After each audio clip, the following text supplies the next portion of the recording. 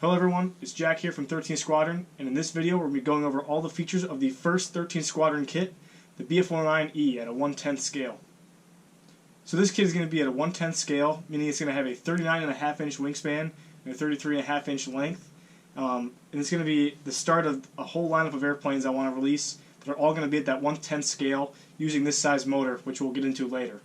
Some important things to take away from this video is going to be that it's going to show you all the features and overview of the plane itself here, along with the build video linked below and the paint video that can take you from this to this, and also, more importantly, the how to build your snap motor mount, a part of 13th Squadron.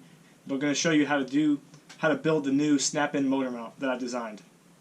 So for anyone who's aware, on the 13th Squadron webpage, you know that there's a form where you can request what plane I should design next. The top requested plane by far was the BF109, and it's definitely one of the main reasons I chose to make this plane a kit first. So I just want to say that if you've requested a plane, I just want to let you know that I'm listening to all of the responses. So now that we know the very basics, you can find all this information at 13thsquadron.com, so let's go ahead and get into this video.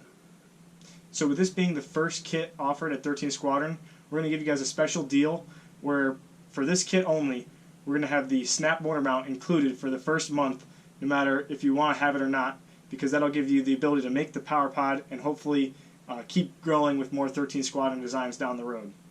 Now this will only be for a month, so you got to make sure that after this month of time frame of as of this date when this video comes up, it'll be only for a month after this. So just be careful with that.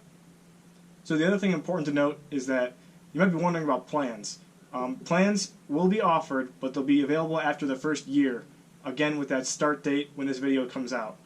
So just important to know, if you want to scratch build this by hand, you will have the chance. You're just going to have to wait a little bit. And that's just the policy we're going to have here at 13th Squadron with all of our planes.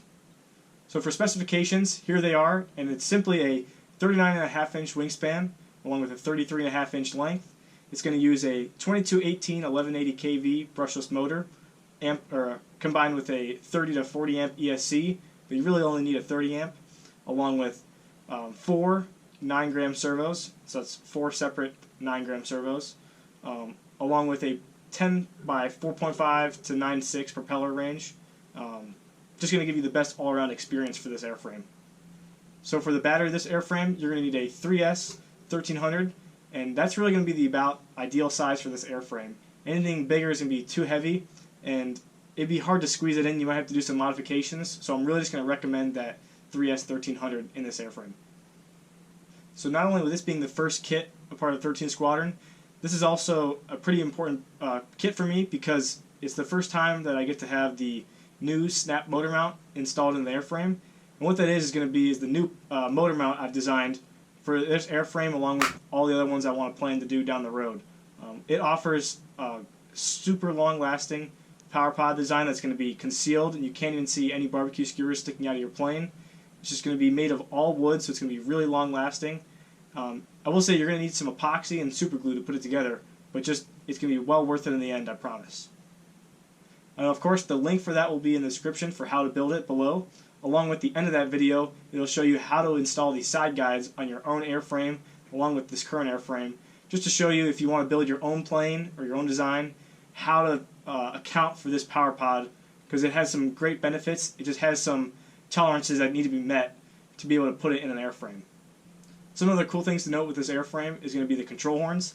They're a new design, which, although they don't utilize it on this one, they're going to allow to have a barbecue skewer be passed underneath them, and it's just going to be great for your own designs or any future designs of mine down the road. Along with that, on this airframe, the hatch is going to be very spacious and give you all the space you need to get out the battery and the motor, along with any other electronics you would need to put in this airframe. Now, another important note is with this kit, I really wanted to focus on some of the scale features, of course, but I also want to give you the option to go the next level, of course. Where, as you can see here, this basic version doesn't have the spinner, whereas the painted version does. And I want to have free files online for Thingiverse, along with all the other scale features such as the guns, which are going to be available there. And I just want to see, the reason they're free on Thingiverse and not being sold is because I want to see how well you guys can be able to incorporate that into your build and if it's actually worth it. So please let me know if you want to see more of that, and I can have more options, maybe even 3D printed for you guys so I can sell them, or maybe if you don't have a printer or not. But I just want to see what you guys are willing to do in the builds of this plane. So now speaking of that, some of these super scale features, which I also want to include on all my kits down the road, are going to be, of course, your spinner, which just adds so much more of a nice look to this plane specifically, along with all other airframes down the road. And also it's going to be your 20mm cannons, along with your 7.62mm machine guns in the nose. Along with that is going to be your antenna, which is going to even have a slot for if you want to have a fishing line. Might be a little extra because I know sometimes they can break off pretty easily, but I just want to give you that option as a builder to be able to do that. So the last super scale feature is actually not a part of the kit, and it's up to you, the builder, if you want to include it or not, and that's going to be rivets on your airframe. And the way you do that is, well, you can first follow my dad's video in the paint video, which will show you exactly how to do all this and more, but you take a mechanical pencil and trace out each line with the rivets on it. Now that's obviously going to add a lot more detail to your airframe and a lot better looks, but it definitely takes a time commitment, and for Foamboard, it argues the question if it's worth it or not, and I definitely agree that it is, but it's just up to you, the builder, if you want to include it or not with your build. An important note following the paint video is you'll see underneath this cockpit on this airframe is going to be the 13th Squadron Insignia. Now if you want to choose to support us, once you're done painting it, you can go ahead and actually peel off the paper inside that logo, and it's going to make a white on, or just a contrast of our logo to the paint, and it's going to make it a very clean line by supporting us at 13th Squadron. Now you don't have to do that because they'll still see it no matter what, but I just want to say it looks cool if you want to choose to do that, and it's an option that you have. So after coming from talking about how to make the plane look nice and all the scale features, you might be wondering why you want to put that much detail into a plane that's going to fly and ultimately possibly have the possibility of crashing.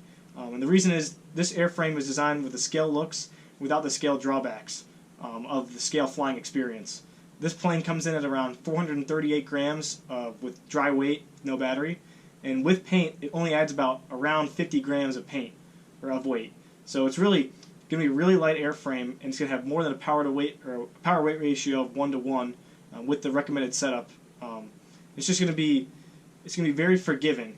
It'll definitely still have some scale features or like some scale characteristics, but it's not going to be anything bad or too heavy to be able to come out of anything bad. The power that this thing will have will give you the ability to get out of a bad situation, and just from simply being so lightweight, it'll have that slow flying characteristics that the real BF109 would look in the air. This plane has definitely been one of my go-to planes lately to fly, just to kind of get warmed up because I know that it's very predictable and it's going to do what I want. One of the reasons I wanted to design this plane is because it's just a simple airframe. There's nothing crazy where it's pretty much just simply a plane with wings and a tail. And I know that sounds simple, but it's just there's nothing complicated to it with a double boom tail. It's just a nice airframe all around, and it's going to do exactly what you want it to do. So now one of my main goals with 13th Squadron, along with all the kits that I want to produce down the road, is just simply going to be to give the builder an option where they can choose to do anything they want scale-wise or just simply for fun, which really inherits the whole build for scale, build for fun attitude, where you just have the ability to make it either one that you want, depending on the mindset you go into with the build.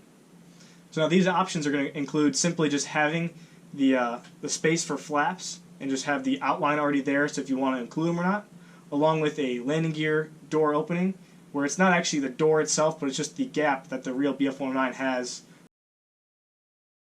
With that here, you'll see a reference line along the trailing edge, and that is going to be where if you don't want to sand down the trailing edge, because what happens is the two pieces of foam are going to come together like so, and they kind of meet like this, but you don't have to have the bottom piece be sanded. You can cut it short, and it'll be like a traditional foam board wing, whereas with this plane you can sand it down, and we'll have a good shot here. It'll show you how the trailing edge looks like one piece of foam thick, but it's actually two pieces coming together, and it makes a very clean look.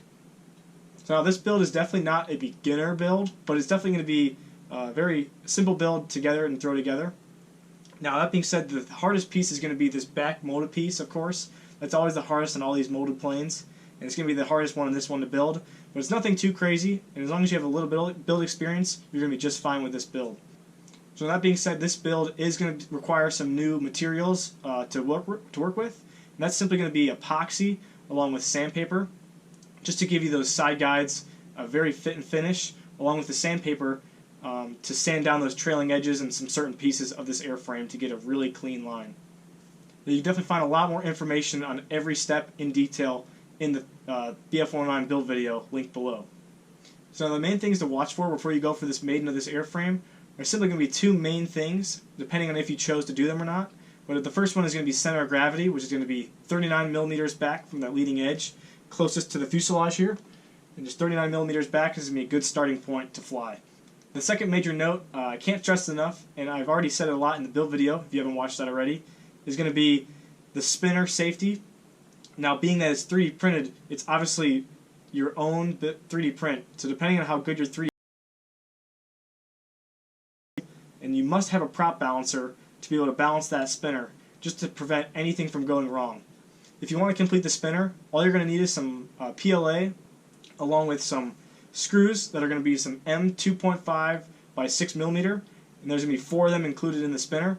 And it's also just the little screws that are left behind from some of the Emax servos on the 9 grams, the shorter ones from that pack, if you have them available. So overall, this kit is going to be a great kit where if you're looking to level up your building game, along with just if you're an intermediate to advanced builder with the molded foam world. So if you have any experience with molded planes, you're going to be just fine following the build video.